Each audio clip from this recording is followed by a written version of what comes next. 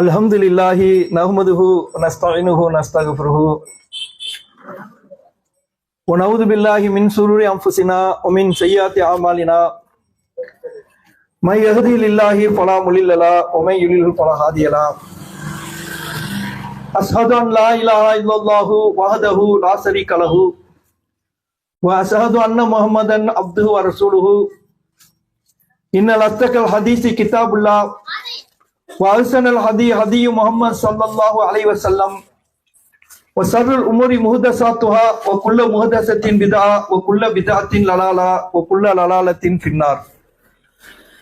யா அய்யுஹல்லதீன ஆமனு தக்குல்லாஹ ஹக்க துகாத்திஹி வ லா தமூதுன்ன இல்லா வ அன்தும் முஸ்லிமூன். யா அய்யுஹன் நாஸ் இத்தகு ரப்பக்கும் அல்லதீ ஹலகக்கும் மின் நஃப்ஸின் வாஹிதா வ ஹலக மின்ஹா ஜௌஜஹா வ பஸ்ஸ மின்ஹுமா ரிஜாலன் கஸீரம் வ நிஸாஅ வத்தகுல்லாஹ அல்லதீ தஸாஅலுன பிஹி வல் அர்ஹாம் இன்னல்லாஹ கான அலைக்கும் ரகீபா. யா அய்யுஹல்லதீன ஆமனு இத்தகுல்லாஹ வ கூலு கௌலன் சதீதா யுஸ்லிஹ் லக்கும் ஆமாலுக்கும் வ யக்ஃபிர் லக்கும் துனூபக்கும் வ மை யுத்தில்லாஹ வ ரசூலுஹு ஃபகத் ஃபாஸ ஃபௌஸன் அலீமா. எல்லாம் வல்ல ஏக இறைவனை போற்றி புகழ்ந்தவனாக இந்த உரையை ஆரம்பம் செய்கின்றேன். எல்லாம் வல்ல அல்லாஹ்வின் நல்லடியார்களே, சகோதர சகோதரிகளே, தமிழ்நாடு தௌஹீத் ஜமாத் சார்பாக ஏகத்துவ இமாம் இப்ராஹிம் நபி அவர்களுடைய பெயரால் நடைபெறுகின்ற தொடர் பிரச்சாரத்தின் ஒரு அம்சமாக 10 மாத செயல் திட்டத்தின் இறுதி வடிவமாக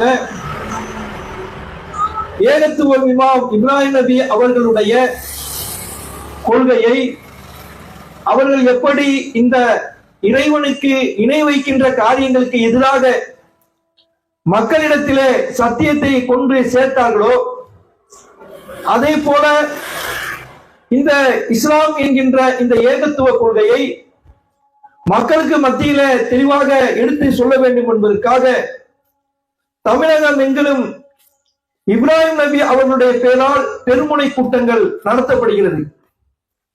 அந்த அடிப்படையில தமிழ்நாடு தௌஹீத் ஜமாத் நாகை மாவட்டம் ஆலியூர் கிளையின் சார்பாக இந்த தெருமுனை கூட்டம் இங்கே நடைபெற்றுக் கொண்டிருக்கிறது. இந்த தெருமுனை கூட்டங்கள் நடத்தப்படுவதற்கான முக்கியமான நோக்கம் என்னவென்றால், நம்முடைய இஸ்லாமிய சமுதாயத்திலே முஸ்லிமாக இருக்கின்ற மக்கள் அனைவரும் ஏற்றுக்கொண்டிருக்கின்ற ஒரு பொதுவான கொள்கை என்னவென்றால், அனைத்து மக்களும் ஒத்துக்கொண்ட கொள்கை என்னவென்றால், லா இலாஹா இல்லல்லாஹ் முஹம்மது ரசூலுல்லாஹ் என்ற இந்த ஏகத்துவ கலிமாவை அனைவரும் ஒத்துக்கொண்டிருக்கிறார்கள். ஒரு முஸ்லிமுடைய அடிப்படை கொள்கை என்னவென்று கேட்டால், அனைத்து முஸ்லிமும் ஒரே குரலில் சொல்லுவார்கள், லா இலாஹா இல்லல்லாஹ், வணக்கத்திற்குரியவன் அல்லாஹ்வை தவிர வேறு யாரும் இல்லை. இதுதான் எங்களுடைய ஏகத்துவ கொள்கை, எங்களுடைய இஸ்லாத்துடைய அடிப்படை கலிமா என்று அனைவரும் சொல்லுவார்கள்.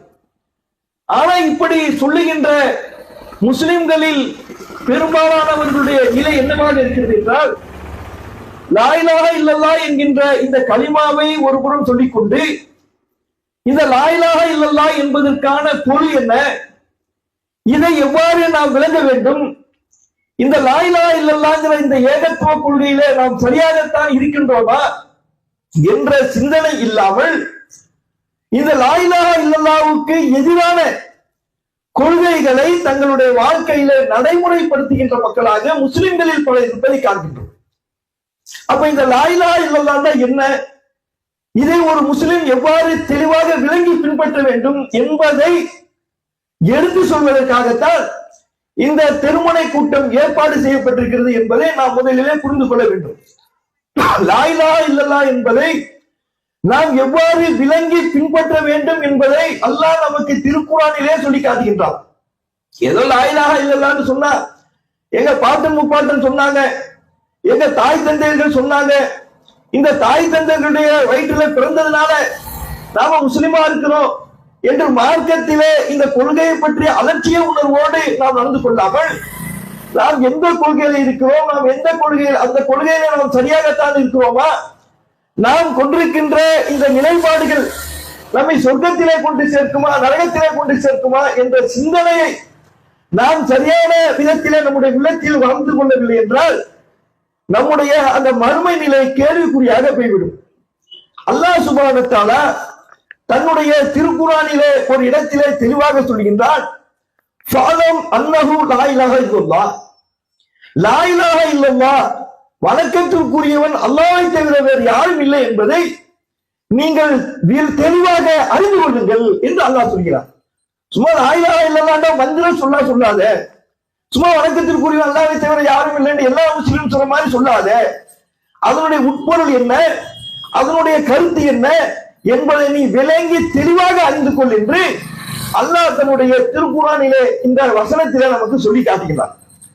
அப்ப இந்த லா இலாஹ இல்லல்லாஹ்வை ஒத்துக்கொண்டிருக்கின்றனர், அந்த கொள்கையிலே சரியானவர்களாகத்தான் இருக்கின்றோமா என்பதை நாம நம்முடைய உள்ளத்திலே அலைச்சி ஆராய கடமைப்பட்டிருக்கிறோம்.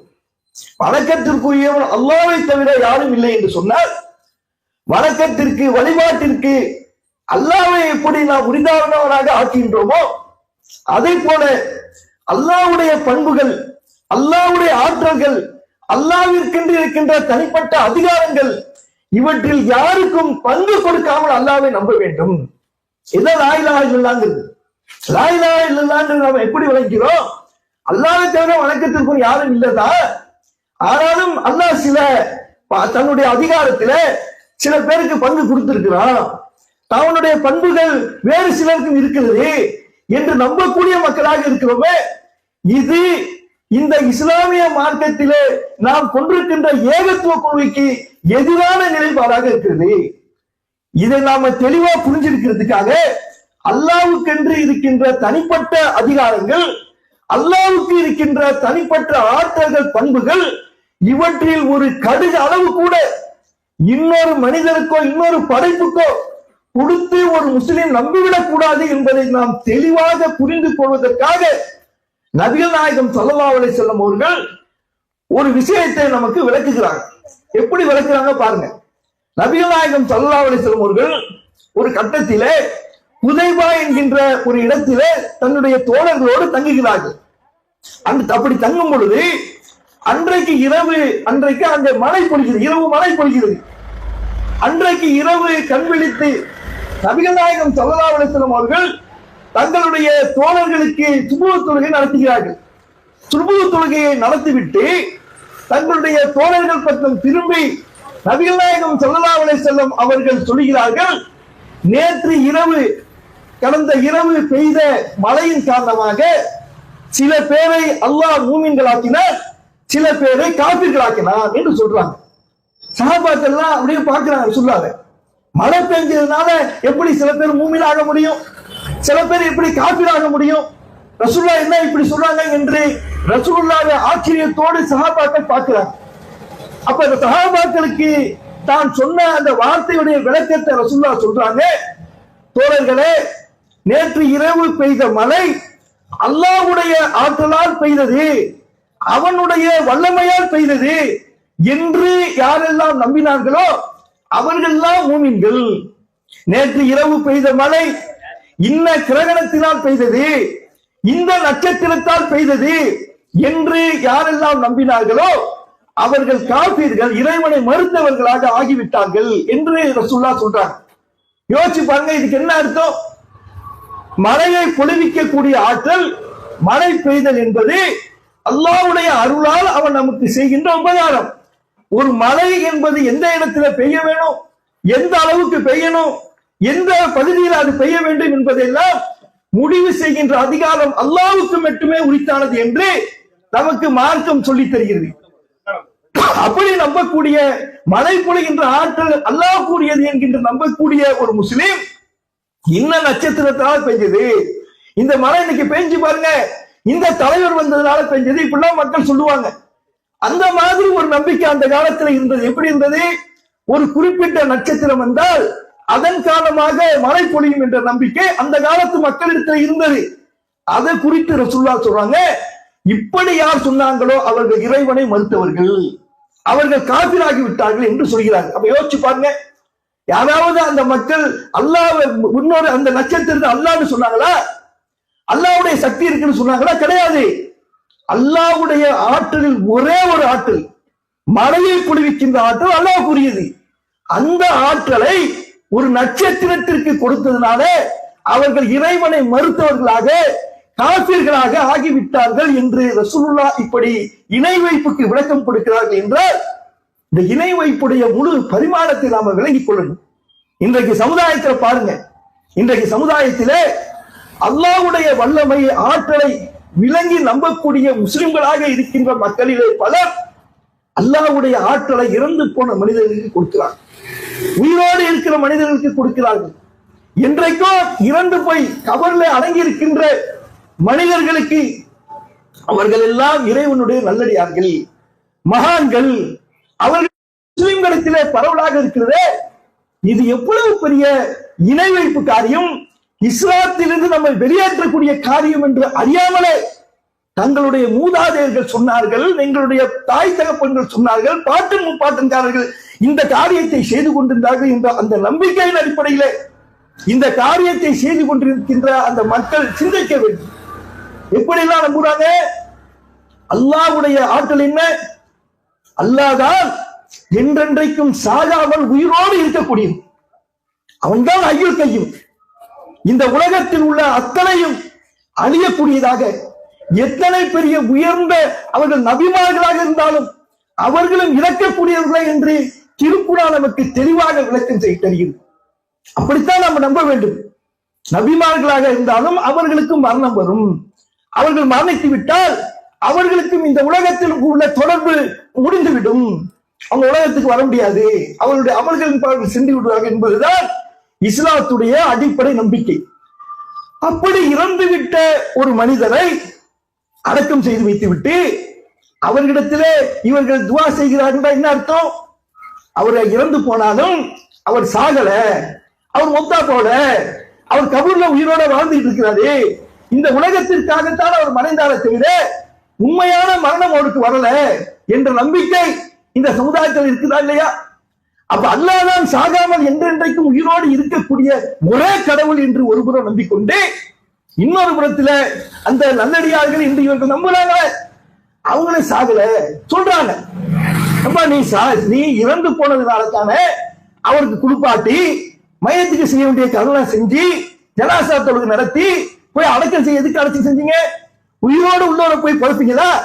இறந்து விட்டார் என்று சோதனை செய்து அவருடைய இறப்பை உறுதி செய்து கொன்று அடக்கம் செய்து விட்டு கொஞ்சம் காலம் சென்ற உடனே அவருக்கு ஒரு பவர் வந்துருச்சு, அவர் கபூர்ல உயிரோடு இருக்கிறார் என்று நம்பினால் இது அல்லாஹ்வுடைய அந்த என்றென்றைக்கும் சாகாமல் உயிரோடு இருக்கக்கூடிய அந்த பண்பை அல்லாஹ்வுடைய அந்த அவர்கள் நீங்க நம்புகின்ற அந்த மனிதர்களுக்கு கொடுக்கிறதா இல்லையா? இது தெளிவான இணை வைப்பால யோசிச்சு பாருங்க. அது மட்டுமல்ல, எப்ப இவங்க போய் அவர்கள்ட்ட எங்களுக்கு அல்லாஹ்விடத்துல சிபாரிசு செய்யுங்க, அல்லாஹ்விடத்துல கேட்டு வாங்கித்தாங்கன்னு கேட்கிறாங்களோ அவர் இன்னும் செவியா இருக்கிறாரு நம்புறாங்க. அப்படித்தானே? அல்லாஹ்வுடைய செவியா இருக்கின்ற அந்த தன்மை, அல்லாஹ்வுக்கு இருக்கின்ற அந்த செவி புலன் இவருக்கு இருக்குது. இவர் மனுஷன் மாதிரி கிடையாது. மனுஷன்ற கேட்கின்ற என்ன, ஒரு குறிப்பிட்ட தூரத்துல பேசுறதான் நம்ம கேட்க முடியும். இந்த மாதிரி மைக்கு வச்சு பேசினா ஒரு கொஞ்சம் தூரம் வரைக்கும் கேட்கலாம். சாதாரணமா நீங்க பேசும் பொழுது நான் கேட்கிற தூரம்னு ஒண்ணு இருக்குது, நான் பேசும் பொழுது நீங்க கேட்கிற தூரம்னு ஒண்ணு இருக்குது. குறிப்பிட்ட டெசிபல்ல பேசினா தான் கேட்க முடியும். ஒரு அளவுக்கு மேல சத்தம் வந்தா கூட அந்த பேச்சுடைய அந்த தன்மை நமக்கு விளங்காது. மனிதனுடைய செவியா இருக்கின்ற தன்மை அவ்வளவுதான். அல்லாஹ்வுடைய கேட்கின்ற எப்படி அவன் மனசுல நினைக்கிறத கேட்பான். நீங்க ரகசியமா பிரார்த்தனை பண்ணாலும் கேட்பான், சத்தம் போட்டு பிரார்த்தனை பண்ணாலும் கேட்பான். ஒரே நேரத்துல பல லட்சக்கணக்கான மக்கள் கையேந்தி அல்லாஹ் இடத்துல பிரார்த்தனை செய்தாலும் ஒவ்வொருவருடைய பிரார்த்தனையும் பிரித்து அறிவிக்கக்கூடிய ஆற்றல் அல்லாஹ்வுக்கு இருக்கிறது. அது அல்லாஹ்வுடைய தன்மை. அதே தன்மையை அந்த கபர்ல அடங்கி இருக்கிறவங்க கொடுக்கிறாங்களா இல்லையா? எத்தனை ஆயிரம் பேர் நின்றுகிட்டு சாவணவி பாசவங்கிறாங்க, எத்தனை ஆயிரம் பேர் நின்றுகிட்டு அப்துல் காதர் ஜிலானிங்கிறாங்களே. அப்ப என்ன நினைக்கிறாங்க? அல்லாஹ் எப்படி கேட்பானோ அதே மாதிரி இந்த கபர்ல உள்ளவர் கேட்பாரு, அப்துல் காதர் ஜிலானி கேட்பாரு, சாவணவி பாசா கேட்பாருன்னு சொல்லி இப்படி இறந்தவர்களுக்கு இறைவனுடைய அந்த ஆற்றலை, இறைவனுடைய அதிகாரத்தை கொடுத்து நம்புகின்ற மக்களாக இருக்கிறார்களே, இது லா இலாஹ இல்லல்லாஹ். யோசிச்சு பாருங்க. இது வணக்கத்திற்குரியவன் அல்லாஹ்வை தவிர வேறு யாரும் இல்லை என்று நாம சொல்லி இஸ்லாத்தை ஏற்றுக்கொண்ட இந்த அடிப்படை தத்துவத்திற்கு மாற்றமான காரியமா இல்லையா? இதை செஞ்சுக்கிட்டு இருக்கிற மக்களை பார்க்கணும். அதே போல எடுத்துங்க, இப்படி இந்த தர்கா வழிபாடுங்கிற பேர்ல, சமாதியில அடங்கி இருக்கிறவங்களுக்கு, ஆற்றல் இருக்கிறவங்க பேர்ல இறந்து போனவர்களுக்கு அந்த அல்லாஹ்வுடைய அந்த வல்லமைய ஆற்றலை அவங்க இறைவனுக்கு சமமாக்கி அல்லாஹ்வுக்கு ஒரு பக்கம் இணைவிக்கின்ற இந்த மக்கள் ஒரு பக்கம். அதே போல எடுத்துக்கிட்டீங்கன்னா, உயிரோடு இருக்கிறவங்களுக்கு அல்லாஹ்வுடைய ஆற்றல் இருக்குன்னு நம்புறாங்க. நேரடியாக நம்பல என்ன சொன்னா கூட இவங்களுடைய செயல்பாடுகள், இவர்களுடைய நடவடிக்கைகள், இவர்களுடைய கொள்கைகள் எல்லாமே எப்படி இருக்குது? எப்படி இறந்து போனவர்களை அல்லாஹ்வுக்கு இணை வைக்கிறார்களோ அதே போல உயிரோட இல்ல மனிதர்களை மகான்கள், இவர்கள் செய்குமார்கள், இவங்களுக்கு தனிப்பட்ட ஒரு ஆற்றல் இருக்கிறது என்று நம்பி சில மனிதர்களை அல்லாஹ்வுக்கு சமமாக ஆக்குகின்ற முஸ்லிம்களை பார்க்கணும். எப்படி நபிகள் நாயகம் கொண்டு வந்த இந்த மார்க்கம் என்பது ஒரே ஒரு வழிமுறை தான். அல்லாஹ்வுக்கு கட்டுப்படுங்கள், அல்லாஹ்வுடைய தூதருக்கு கட்டுப்படுங்கள். இதை புறக்கணித்தால் உங்களுடைய அந்த அமல்களை, நீங்கள் செய்கின்ற அந்த காரியங்களை நீங்கள் மறுமையிலே நாசமாக்கி கொள்ளாதீர்கள். இதான் ரசூலுல்லாஹ் கொண்டு வந்த வழி. அல்லாஹ் சொன்னா கேட்கணும். இந்த மார்க்கத்துல அல்லாஹ் சொன்னா கேட்கணும். அல்லாஹ்விடத்திலிருந்து வழி செய்தி பெற்று அல்லாஹ்வுடைய தூதர் நபிகள் நாயகம் அவர்கள் சொல்லுகின்ற அந்த சொல்லை நாம பின்பற்ற வேண்டும். இந்த ரெண்டை விட்டுட்டு மூணாவதாக ஒரு வழிமுறையை நம்ம ஏற்படுத்தி கொண்டோம் என்றால், அல்லாஹ்வுக்கென்று துளிந்த இந்த அவனுக்கு உரிமைப்பட்ட இந்த மார்க்கத்திலே ஒரு மகானுக்கு அந்த அந்த உரிமை இருக்குது, ஷேகுமார்களுக்கு இருக்கு என்று நம்பி அந்த உயிருள்ள அந்த மனிதர்களை அல்லாஹ்வுக்கு சமமாக்குறார். இன்னைக்கு சமீபத்தில் இந்த சமுதாயத்தில் பார்க்கிறோம், சில முஸ்லிம்கள் மார்க்க அறிவில்லாமல், மார்க்கத்துடைய சட்ட திட்டங்கள் விளங்காமல் சில செய்குமார்களை, சில மனிதர்களை இவங்கெல்லாம் செய்குமார்கள், இவர்கள்லாம் தரிகாவுடைய தலைவர்கள் என்று சொல்லி அந்த மகான்கள் என்று இவங்க நினைக்கிற அந்த செய்குமார்களிடத்துல முரீது வாங்கக்கூடிய மக்களாக இருக்கிறாங்க. அப்படின்னா முரீதுனா என்ன? இஸ்லாத்துல இல்லாத, இஸ்லாத்தின் பெயரால் இங்கே சில காரியங்கள் நடைபெறுகிறது. தரிகா என்ற பெயரிலே, தரிகா என்று சொன்னால் அரபு இலக்கணப்படி பாதைன்னு அர்த்தம். இஸ்லாத்துல ஒரே சட்டம் தான், அது ஷரியத் சட்டம். இத மக்களுக்கு எப்படி சொல்லுவாங்க? இந்த தரிகா என்று அவர்கள் சொல்லிக் கொள்கின்றவர்கள், எங்களை தரிகாவாதிகள் என்று சொல்லிக் கொள்கிறவர்கள், அது பல பேர்ல இருக்கும். தரிகான்னு சொன்னா ஒரு தரிகா கிடையாது. இஸ்லாம் சொன்னா ஒரே மார்க்கம் தான், ஒரே தூதர் தான், ஒரே வழிமுறை தான். இந்த மனிதர்கள் உருவாக்கி வைத்திருக்கின்ற இஸ்லாத்தின் இல்லாத, இஸ்லாத்தின் பெயரால் நடத்தப்படுகின்ற இந்த போலி இந்த சம்பிரதாயங்களுக்கு தரிகா என்று சொல்லுவார்கள். என்ன தரிகா? காதிரியா தரிகா அது ஒரு கூட்டம், சாதுலியா தரிகா அது ஒரு கூட்டம், நக்சவந்தியா, சுமணவந்தியா, இன்னும் என்னென்னமோ நூற்றுக்கணக்கான பேர்களில தரிகாக்கள் என்று வைத்துக் கொண்டு ஒவ்வொரு தரிகாக்கும் தலைவராக ஒரு செய்கை இருப்பார். இந்த செய்கை என்ன செய்வாரு? மக்கள்கிட்ட போய் சில செய்திகளை சொல்வார். என்ன சொல்லுவாரு? இந்த ஷரியத்து சட்டம் எடுத்து பாருங்க, இந்த ஷரியத்து சட்டத்துக்கு அப்பால சில வழிமுறைகள் இருக்குது. என்ன வழிமுறையா?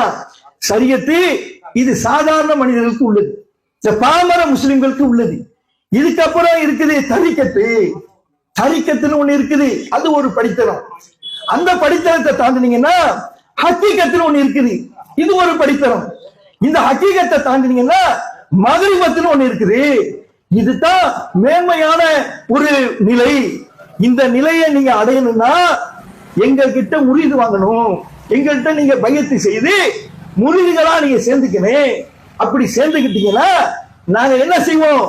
உங்க உள்ளத்தை கொஞ்சம் கொஞ்சமா பக்குவப்படுத்தி, உங்க உள்ள சலனப்பட்டதா இருக்குது, உலக ஆசையில போய் இச்சையில மோகம் கொண்டதா இருக்குது, தடுமாறக்கூடியதா இருக்குது, அந்த தடுமாறுன்ற அந்த உள்ளத்தை நாங்க உள்ளத்துல ஊடுருவி எங்கள்கிட்ட தீட்சை வாங்கிட்டீங்கன்னா, முறிது வாங்கிட்டீங்கன்னா நாங்க என்ன செய்வோம்?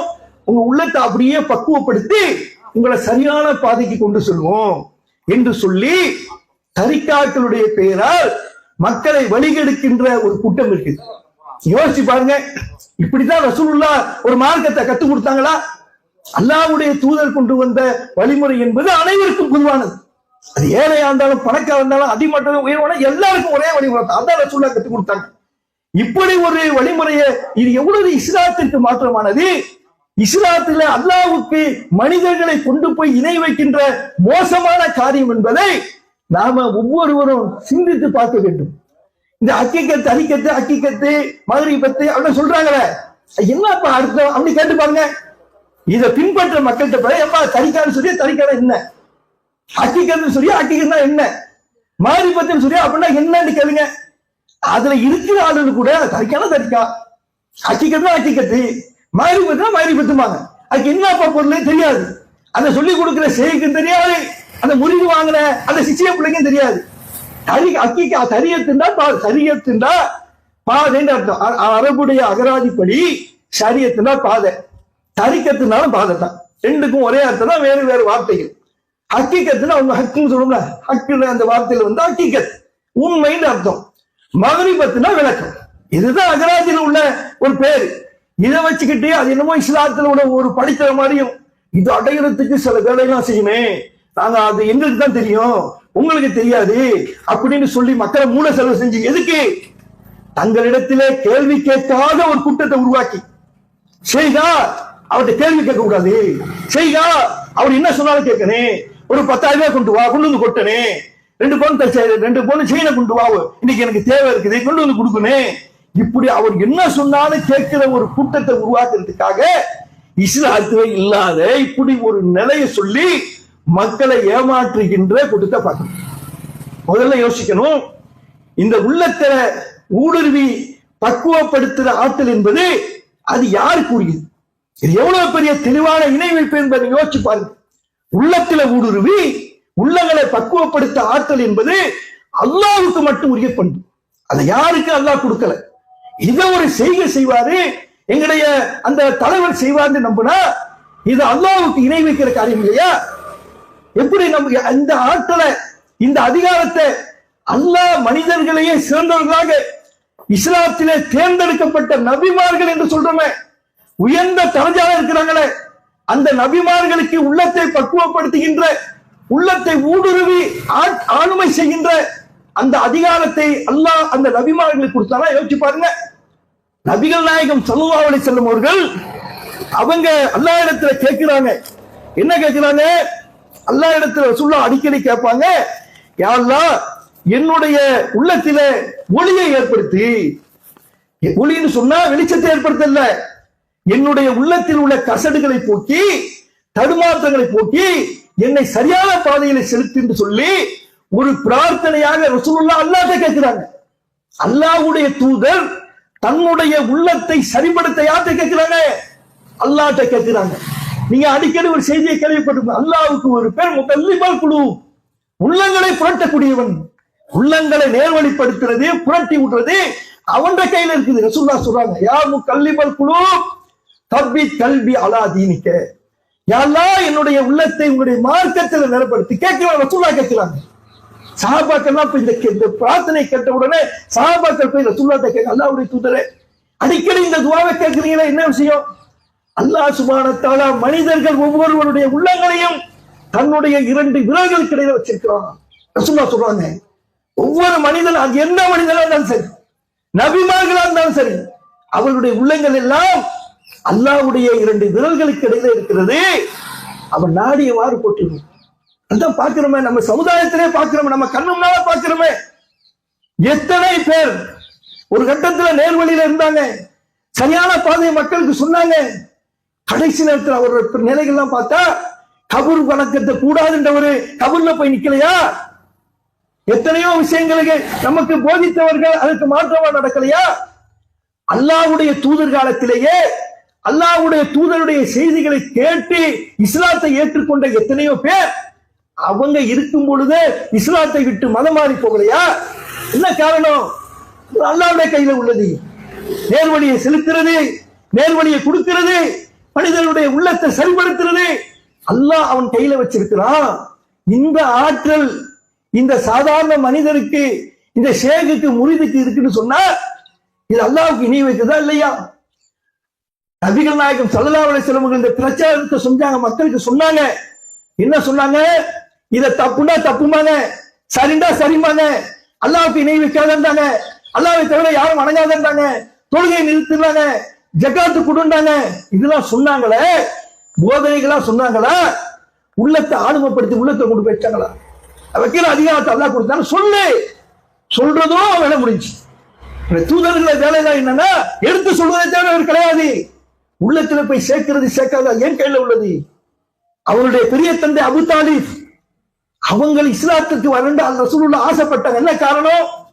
அல்லாஹ்வுடைய தூதர் பிறக்கும் போதே தந்தை இறந்தவங்க, தாப்பம் கிடையாது. பிறந்த 6 வயதுல தாய் இறந்தாங்க.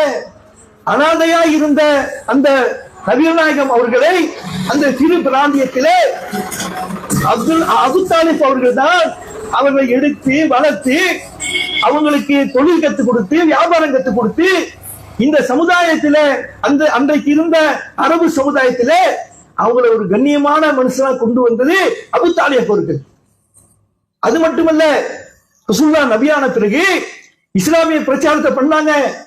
இஸ்லாத்தை ஏத்துக்கிட்ட சஹாபாக்களை எல்லாம் மக்கத்து காஃபிர்கள் கொடுமைப்படுத்தினாங்க, சித்திரவதை செஞ்சாங்க. ஆனா ரசூலுல்லாஹ் மேல கை வைக்கல. பைத்தியக்காரன் தான், சூனியக்காரன் தான், திட்டுனா, அந்த மாதிரி கடுமையான விமர்சனங்கள் பண்ணா, கையை வைக்க பையன். ஏன்?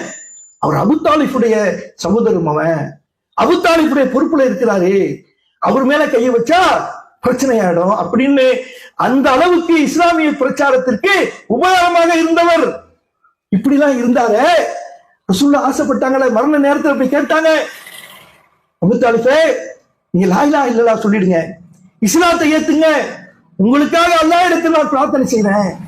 அந்த நேரத்தில் இருந்த அபு ஜஹல், பக்கத்தில் இருந்த அபு லஹப் போன்றவர்கள் எல்லாம், அபு தாலிஃபே உங்க பாட்டன் முப்பாட்டன்மாருடைய அந்த கொள்கையை விட்டுட்டு போறீங்களா, நம்முடைய முன்னோர்களுடைய அந்த வழிமுறை விட்டு போறீங்களா என்று சொல்றான், பிரெயின் வாஷ் பண்றான்.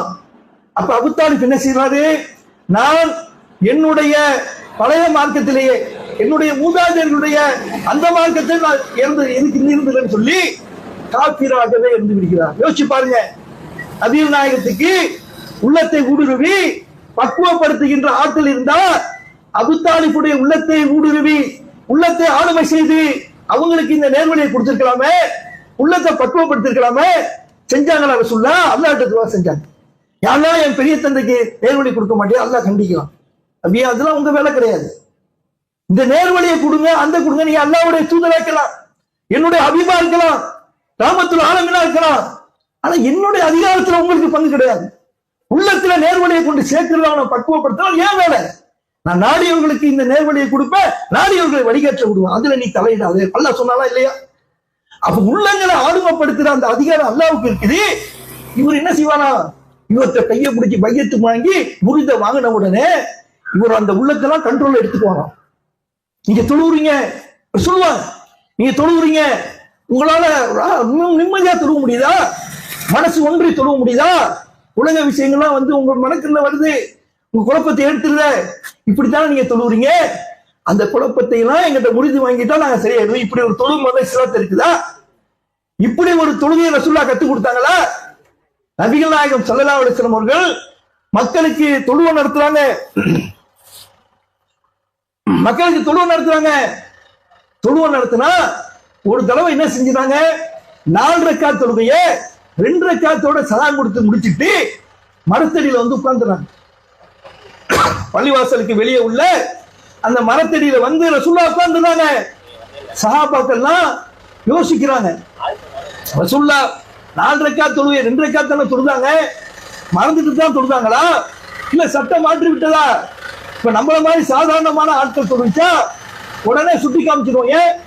நமக்கு சட்டத்தை மாற்றுற அதிகாரம் இல்லை. நமக்கு நம்ம மாதிரி ஆட்கள் தொழுவிச்சா உடனே மக்கள் சுட்டி காட்டிடுவாங்க. ஆனா சஹாபாக்கள் யோசிக்கிறாங்க. ஏன் யோசிக்கிறாங்க? 4 ரக்காத் தொழுகை 2 ரக்காத் ஆக்கிட்டானா ரசூலுல்லாஹ் எப்படி கேட்கிறது? உடனே அந்த கூட்டத்தில் இந்த துளியதன் என்று சொல்லப்படுகின்ற ஒரு நபித்தோழர் போய் ரசூலுல்லாஹ் கேட்கிறாங்க, ரசூலுல்லாஹ் தொழுகை மாற்றப்பட்டு விட்டதா அல்லது நீங்க மறந்துட்டீங்களா? அதெல்லாம் ஒண்ணு இல்லையப்பா, இது எப்பவும் போடுதானே. இல்லையே, நீங்க 4 ரக்காத் 2 ரக்காத் தொழுங்க. 4 இல்லையே, 4 ரக்காத் இல்ல இல்ல, நீங்க 2 ரக்காத் தான் தொட்டீங்க. பக்கத்தில் உள்ள ரசூலுல்லாஹ் கேட்கிறாங்க, அந்த துளியதன் சொல்றது சரிதானா? அவர் சரியா தான் சொல்றாரு. ஆமா யா ரசூலுல்லாஹ், நீங்க 2 ரக்காத் தான் தொழுதீங்க. உடனே ரசூலுல்லாஹ் போறாங்க, அந்த விட்டு போன 2 ரக்காத் தொழுதுட்டு சஜிதா சஹு என்கின்ற அந்த அந்த தவறுக்கான அந்த பரிகார சஜிதாவை செஞ்சுட்டு சலாம் கொடுத்துட்டு மக்கள்கிட்ட சொல்றாங்க, மக்களே நீங்க மறக்கிற மாதிரி நானும் மறந்துடுவேன், அந்த மாதிரி இருந்தா நீங்க எனக்கு சுட்டி காட்டுங்கன்னு சொல்லி அந்த சட்டத்தை சொல்றாங்க. ரசூலுல்லாஹ் தொழுகிறாங்க, அவங்களுக்கு மறந்து போயிடுது. இவன் என்ன நீங்க தொழுகிறீங்க, ஈடுபாடோட தொழுகிறீங்களா, கடையில் உள்ள வியாபாரம் ஞாபகம் வந்துருது, வீட்டுல உள்ள குடும்ப பிரச்சனை ஞாபகம் வரதான் செய்யும். ரசூலுல்லாஹ் தொழும் போது பின்னாடி புள்ள அழுவுது. ரசூலுல்லாஹ் சொல்றாங்க, நான் நீண்ட நேரம் தொழுவிக்கிறதுக்காக ஜமாத்துல வந்து நிக்கிறேன், குழந்தை அழுகிற சத்தம் கேட்குது, உடனே நான் என்ன செய்யறேன், தொழுகையே சுருக்கிக்கிறேன். அப்ப குழந்தை அழுகிற சத்தம் ரசூலுல்லாஹ்ட்ட கேட்கிறத கேட்டுக்கிட்டு தானே தொழுதாங்க. அப்படியே ஒன்றி போய் தொழுகிறதுக்கு உள்ள மாதிரி ரசூலுல்லாஹ் தொழுது காட்டினாங்களா? இது ஒரு மனுஷனுக்கு முடியுமா? எத்தனையோ விஷயங்கள் சத்தங்கள் சொன்னாங்களே, உங்களுக்கு தொழுகையில சைத்தான் குழப்பத்தை ஏற்படுத்தினா நீங்க இடதுபுறமாக 3 முறை துப்பிட்டு அவுது பில்லாஹி மினஷ் ஷைத்தான்னு சொல்லிட்டு தொழுகையை தொடருங்கன்றாங்க. இந்த சட்டத்தை ஏன் சொன்னாங்க? தொழுகையில குழப்பம் வரதான் செய்யும், குழப்பத்தை ரசூலுல்லாஹ் அவன் ஏற்படுத்துவான், சைத்தான் ஏற்படுத்துவான், அதுக்காக நீ தொழுகையை விட்டுறாத, இப்படி செஞ்சுக்கன்னு ஒரு இந்த பரிகாரம் எல்லாம் சொன்னது நமக்கு என்ன விளங்குது? அப்படி ஒரு தொழுகையே கிடையாது. இப்படி எல்லாம் சொல்லி மக்களை ஏமாத்தி, உங்களுக்கு பல பிரச்சனை இருக்குது, உங்க குடும்பத்துல பிரச்சனை இருக்குது, அந்த பிரச்சனையோட உங்களுக்கு நிம்மதியாக வாழ முடியுதா, எங்கிட்ட வாங்க பையத்து செய்யுங்க அப்படின்னு சொல்லி இத பெரிய கொடுமை என்ன தெரியுமா? நபிகள் நாயகம் ஸல்லல்லாஹு அலைஹி வஸல்லம் அவர்கள் அல்லாஹ்வுடைய தூதர். அந்த அல்லாஹ்வுடைய தூதரிடத்துல நபி என்ற அடிப்படையில ஆண்களும் பெண்களும் பையத்து செய்வாங்க, உறுதிமொழி, இஸ்லாத்தை ஏத்துக்கிறதுக்கு உறுதிமொழி சொல்லி கொடுப்பாங்க. அது ரசூலுல்லாஹ்வுக்கு உள்ள மட்டும் உள்ள சட்டம். வேற எந்த மனிதர்கிட்ட இஸ்லாத்தை ஏத்துக்கிறதுக்கு நம்ம உறுதிமொழி கொடுத்தோம், லா இலாஹா இல்லல்லாஹ் முஹம்மது ரசூலுல்லாஹ், அது போதும். ரசூலுல்லாஹ்ட்ட பையத்து செய்வாங்க. ரசூலுல்லாஹ் என்ன செய்வாங்க? ஆண்களாக இருந்தால் கையை பிடிச்சு உறுதிமொழி வாங்குவாங்க, பெண்களா இருந்தா கையை பிடிக்க மாட்டாங்க, வாயாலத்தான் உறுதிமொழி வாங்குவாங்க. ஆனா இந்த செய்கின்னு சொல்லிட்டு இந்த பித்தலாட்டக்காரர்கள், மக்களை வழிகெடுக்கக்கூடியவர்கள், இந்த தரிகாவின் பெயரால் மக்களை வழிகெடுக்கின்ற கூட்டம், இந்த கூட்டம் என்ன செய்யறாங்க? பெண்களுடைய கையை பிடிச்சு பெண்களோட தனிமையில இருக்கிற மார்க்கம் தடுக்குது. அந்நிய பெண்களோடு ஒரு மனிதன் இருந்தா அங்க சிமுண்டான சைத்தான் இருப்பாங்க சொன்னாங்க. அந்நிய பெண்களோட தனிச்சு இருக்கிறது, அவங்க கையை பிடிச்சிட்டு முறிது வாங்குறங்க பேர்ல கையை தொடுறது, இப்படி செய்யறவங்களை பாக்குறோம். பல பிரச்சனை இருக்குது உங்கள்கிட்ட, பிரச்சனை இல்லாத உலக தெரியாது. சொல்லுவாரு, உங்களுக்கு பிரச்சனை இருக்குது, ஆமா இருக்கத்தானே செய்யும். பிரச்சனை இல்லாத ஒரு மனுஷன் உலக தெரியாதுங்க. ஒருத்தனுக்கு பிள்ளையால பிரச்சனை இருக்கும், ஒருத்தவங்க பொண்டாட்டியால பிரச்சனை இருக்கும், ஒருத்தவங்க வியாபாரத்துல பிரச்சனை, பொருளாதார பிரச்சனை, இப்படி பிரச்சனைகளுக்கு இடையில தான் மனிதன் வாழ்றான். இதுக்கு விதிவிலக்க கிடையாது. அவன்கிட்ட போய் நீங்க பிரச்சனையோட தானே இருக்கிறீங்க, நிம்மதியா வாழ்றீங்களா, இங்க வாங்க நிம்மதியா தருங்க. இதுல பெரிய குடும்பம் என்ன தெரியுமா? இந்த சேகரிக்கிறாங்க, இவர் வீட்டுல 1000 பிரச்சனை இருக்கும்.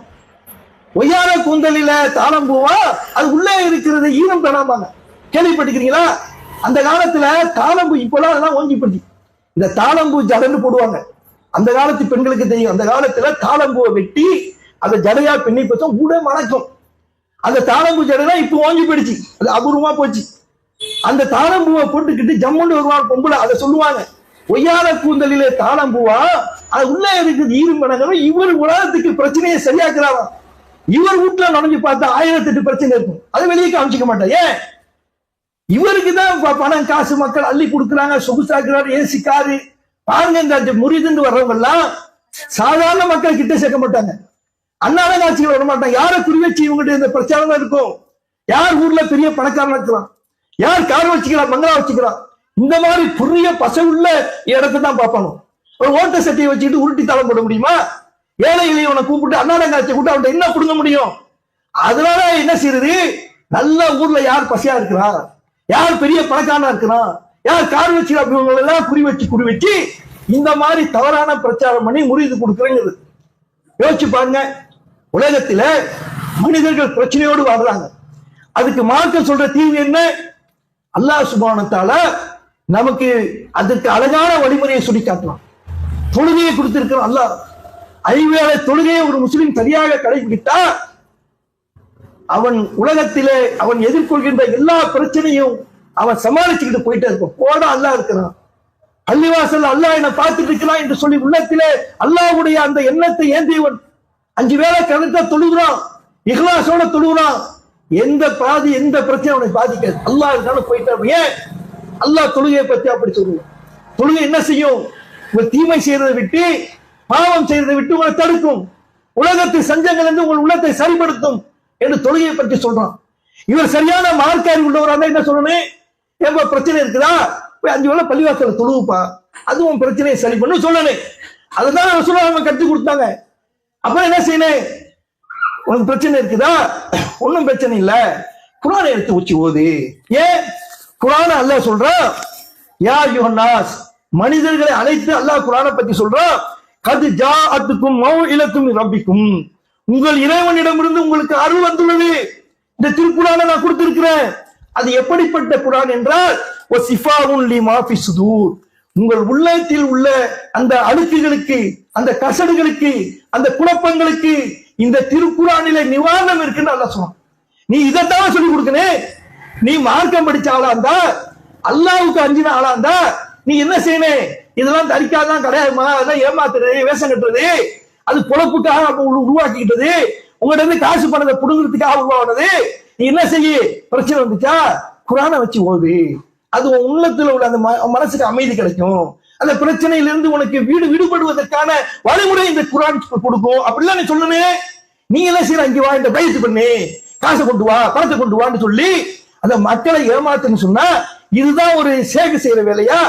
யோசிச்சு பாருங்க. இப்படி மனிதர்களை முறிதுங்கிற பேரால வெளியெடுக்கிறாங்க. அதே போல அல்லாஹ் சுப்ஹானஹு வ தஆலா இந்த உலகத்தில மனிதர்கள் நிம்மதியை தேடி அலைகிறாங்களே, இந்த முறிது நாங்க நிம்மதியை கொடுக்கணும்னு சொன்னா அம்பட்டும் போய் அல்லாஹ் என்ன சொல்றான்?